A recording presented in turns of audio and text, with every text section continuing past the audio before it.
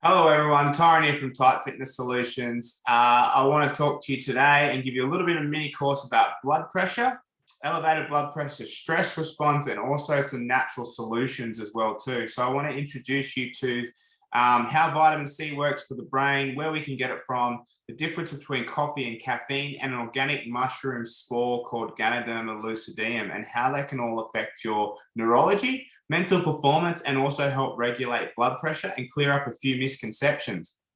Now, why would you want to listen to me? Well, obviously, 13 years in the personal training industry, and the proof is in the pudding with success with my clients, countless educational seminars all over the world, and thousands of hours of knowledge development. I'm a polyquin biosignature practitioner, metabolic nutritionist, and also I'm in my final year of nutritional and dietetic medicine at university as well too. So diving right in deep into the health sciences. Now, you can find me other information on YouTube, Facebook, my website and business, Tight Fitness Solutions, as well as Instagram.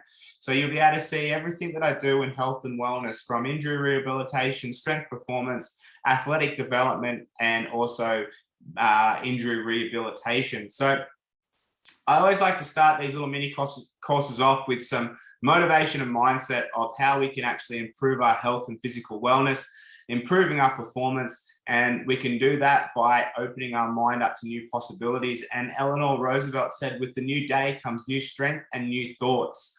And in my mind, true strength comes from knowledge and understanding. So if we know more, we know more. And if we understand that knowledge, then we can apply it.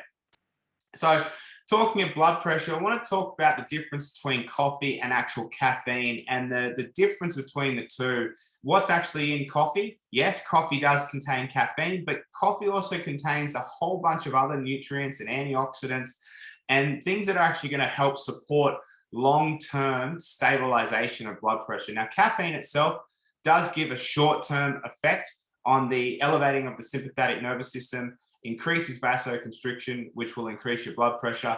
But as you see here, there's a whole bunch of other stuff which we'll go into a little bit further on in the short course seminar about how coffee can actually help stabilize long-term blood pressure. Now, stress being the #1 killer in the body, and it's a silent killer as well too. So stress-induced cardiovascular disorders, stress-induced type 2 diabetes, stress-induced disease states in the body can be reduced by actually understanding stress, the mechanisms of stress, and what nutrients and minerals are depleted from our stress response. So long-term exposure to stress and stressful situations, and the mineral depletion and nutrient depletion that occurs from that, can chronically elevate our blood pressure. Now, what is low, what is high, what is optimal? Well, low blood pressure is anything less than 120/80, but optimal can be considered 115/75. Systolic and dystolic pressure, so the numbers on the top and the bottom of your blood pressure meter, and anything up above 140 or higher or 90, you're going to want to be looking at seeking medical attention. Or anything 180 over 120, you're going to be looking at getting medical advice straight away as well too. But what we're looking at here is natural solutions to help actually mediate and lower blood pressure and help reduce stress response in the body. Now, diastolic pressure is associated with impaired cognitive function. Now, the American Journal of Neurology stated that high diastolic blood pressure was cross-sectionally independently associated with impaired cognitive status in a large, geographically depressed race and sex-balanced sample of stroke-free individuals. So that's a broad spectrum of people that were in this study. And what they found is that higher diastolic pressure was associated with impaired cognitive function. And this could indicate that high diastolic pressure, in fact, indicates a lack of O2 saturation of hemoglobin to brain cells. And this could potentially indicate increased risks of stroke, Alzheimer's, and dementia. So when our blood pressure is not in that normal optimal range, we're actually slowly deteriorating our neurological cells. So blood pressure medication that may be prescribed from your GP or doctor, they do have side effects, but they do work extremely well. But long-term exposure is not the optimal way to be wanting to regulate high blood pressure or hypertension. You can create electrolyte imbalances. There are adverse relates to prostatic hypertrophy, diabetes, and the need for more administration of other drugs as well with loop diuretics. So you're going to lose a lot of electrolytes and water-soluble minerals, the stuff that actually helps regulate your blood pressure naturally. Dioxin is another one that's related to decreasing cardiac excitation. So it can make you feel a bit fatigued, lethargic, and also related to cardiac arrhythmias as well too. So look, the ultimate goal is here to get a natural approach and a healthier alternative to pharmaceutical drugs. So vitamin C supplementation is what we'll talk about here. So the American Journal of Clinical Nutrition stated that the effects of vitamin C supplementation on blood pressure, and they have meta-analysis of randomized controlled trials. So in the conclusion, in short-term trials, vitamin C supplementation reduced systolic blood pressure and diastolic blood pressure. Long-term trials effects of vitamin C supplementation on blood pressure and clinical events are also needed. But what that said, that within the duration of 8 weeks, at 500 milligrams per day, the median duration was 8 weeks, and the total size ranged from 10 to 120 participants. The outcome was that in short-term trials over 8 weeks, vitamin C supplementation reduced your systolic and diastolic blood pressure at 500 milligrams per day. Now, if we're deficient in vitamin C deficiency of the brain is related to neurological disorders, from neurodegenerative diseases to psychiatric disorders as well too. So decreased vitamin C is related to Alzheimer's disease, Parkinson's disease, Huntington's disease, multiple sclerosis, lateral sclerosis, anxiety, schizophrenia, and depression. So by simply increasing your citrus fruits or supplementing with vitamin C, you can actually improve your neurological health. So if people are coming with, smokers are definitely going to be vitamin C deficient. Smoking actually depletes vitamin C stores in your body. If people have been, excessively drinking, they may have elevated liver enzymes. Vitamin C is a very important nutrient. Dehydration. Vitamin C is a very important nutrient to help improve mood, decrease anxiety, and also take away certain symptoms of depression.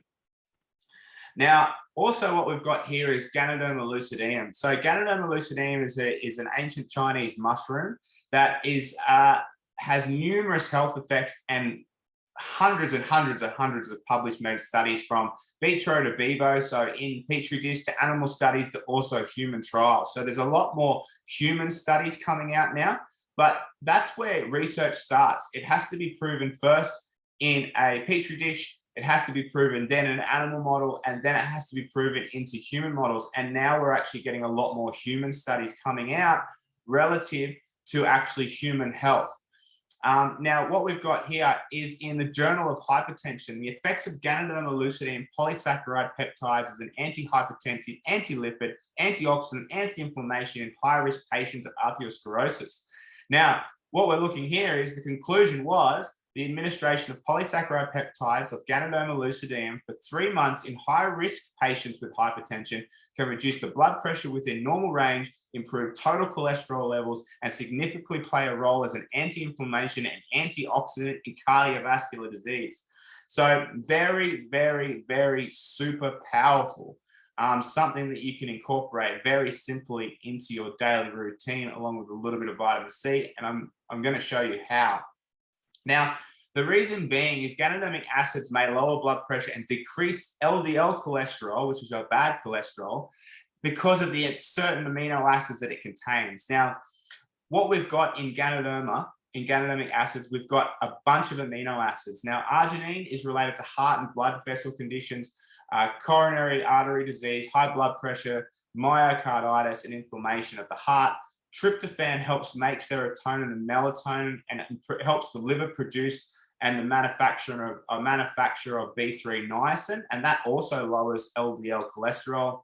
Glycine is an inhibitory neurotransmitter, so that helps improve quality of sleep. So incorporating Ganoderma Lucidum into your nutritional strategies can help improve your sleep.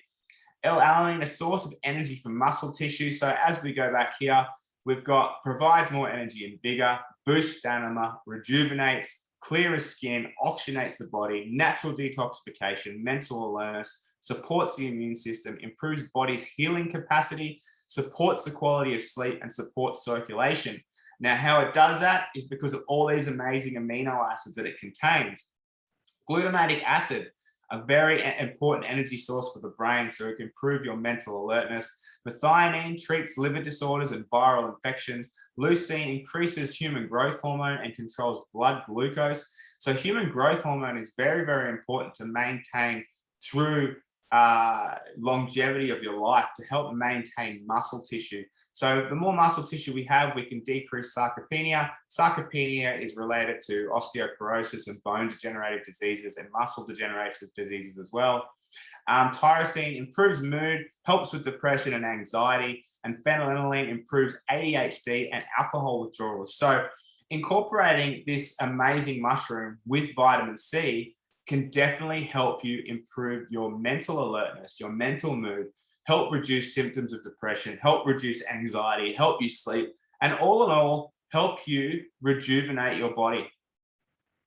Now, what we've got here is we're looking at coffee now. Now, coffee gets a bad rap. So what we've got to look at here is the difference between coffee and caffeine.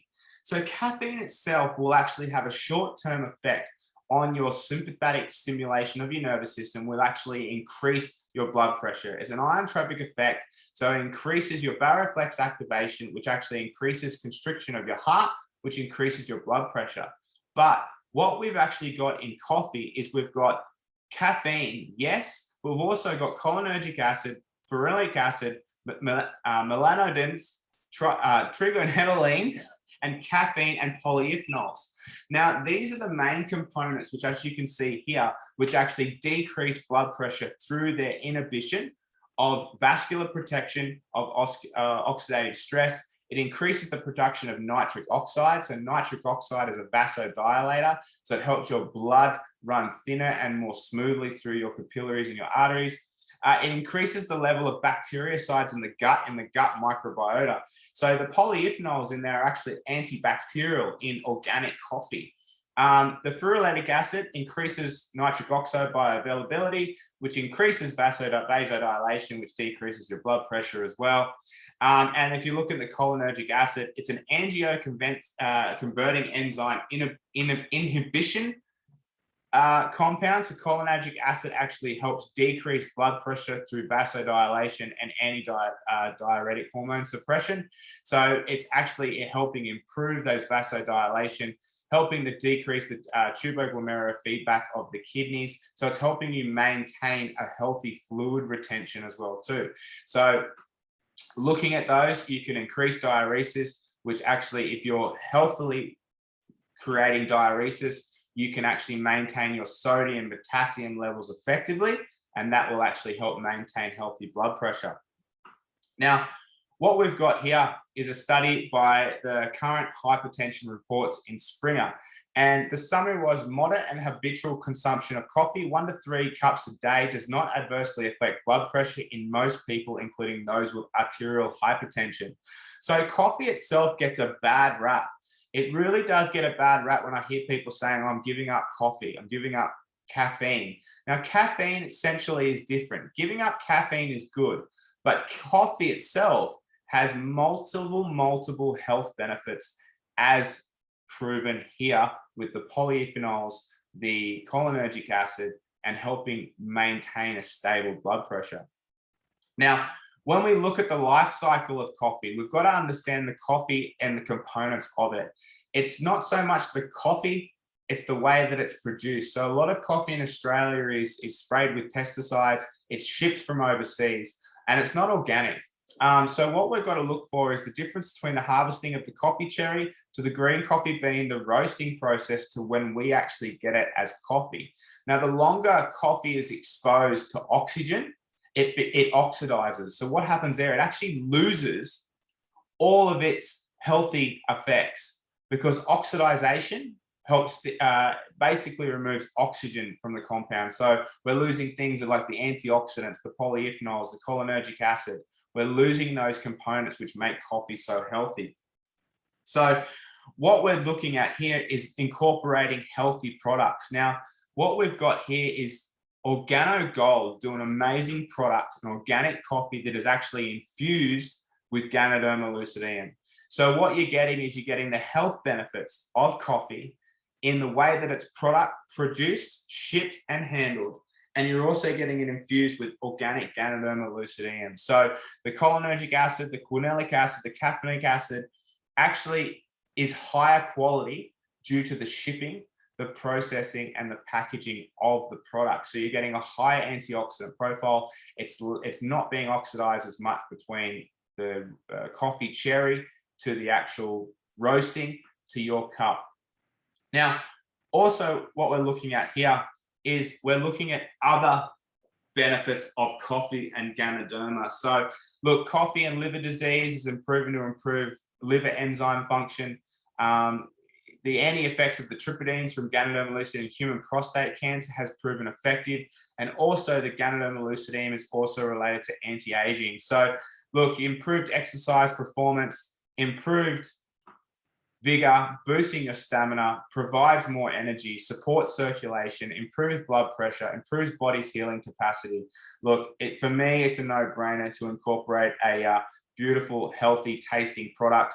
And if you love coffee, you will love this as well too. So when we look at this, is one simple thing can literally change our lives. So a healthy life is just ahead. You change your habits, you change your life. And coffee is one of those things that's very habitually routine. It's a habitual routine for people, and people can be very, very picky about their coffee. But what Organo done have, they've given us a great tasting product. They've got a latte, a mocha, a hot chocolate, king of coffee, and also a nice, rich and smooth black coffee as well too, that have all the multiple health benefits. So thank you for listening. I hope this educates you and helps you understand a little bit more about healthy coffee, healthy neurotransmitter support, healthy brain function, healthy cardiovascular support. And feel free to reach out and ask me any questions you want about how you can start incorporating more healthy products into your life with more knowledge and more understanding, so that you can become fit, healthy, and strong and have new possibilities with new thoughts.